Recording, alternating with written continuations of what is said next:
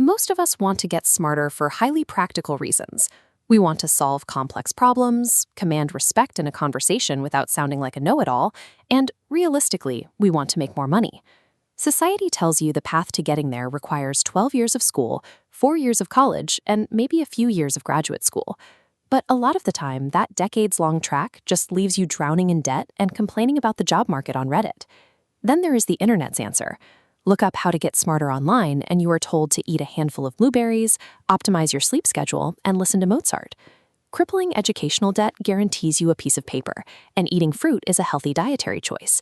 But neither of these things actually leaves you with actionable, real-world intelligence. The real obstacle to getting smarter is your biology. Your brain defaults to acting as a ruthless editor, programmed to actively delete unapplied information. You can spend hours passively reading, but if you don't immediately use that information, your brain flags it as useless spam, and the data promptly hits the trash. Instead of relying on natural genius, you must execute a biological heist, tricking your internal spam filter into permanently saving data that it would otherwise discard. The first step to pulling off that heist is curating the right kind of input. Vague, philosophical advice will not trigger your brain's retention systems. You need pure, dense information. Heavy textbooks and nonfiction books are the absolute best tools we have for this. They strip away the fluff and deliver hard facts and usable skills directly to you, without the distractions of a social media feed. Of course, dropping hundreds of dollars on a stack of academic literature is a barrier. But if your finger slips on a keyboard, you might accidentally navigate to a website and accidentally download the exact PDF you need for free. Having a hard drive full of textbooks doesn't make you smart on its own, though. If you don't extract the value from those pages efficiently, your lazy brain will just get bored and zone out before you learn anything. This chart shows the learning curve, mapping proficiency over time. It highlights a steep initial climb before flattening into a plateau.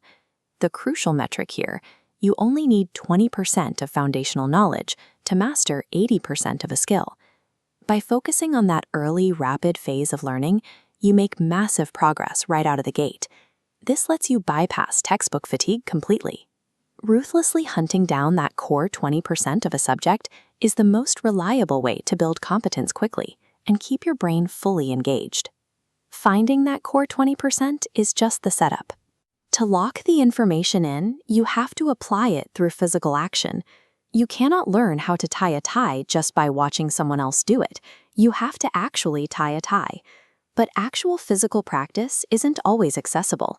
If you read a manual on how to jumpstart a dead car, you likely do not have 2 vehicles sitting in your driveway waiting to be practiced on. By actively imagining the exact scenario, connecting the cables, starting the engine, you force your brain to process the data as if you just used it in the real world. A person who just stares at a diagram and tries to memorize the steps will freeze when their battery eventually dies. The person who mentally rehearsed the sequence will know exactly where to put the clamps. Simulating the application of new knowledge is the mechanical overwrite that saves your data from the brain's delete button. Traditional school systems actually rely on this exact application method. They simply just call it an exam.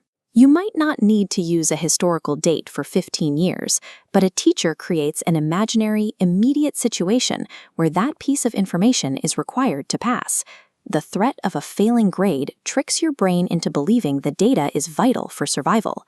When you learn on your own, you can replicate this mechanism, digging into the back of a textbook and aggressively working through the practice questions.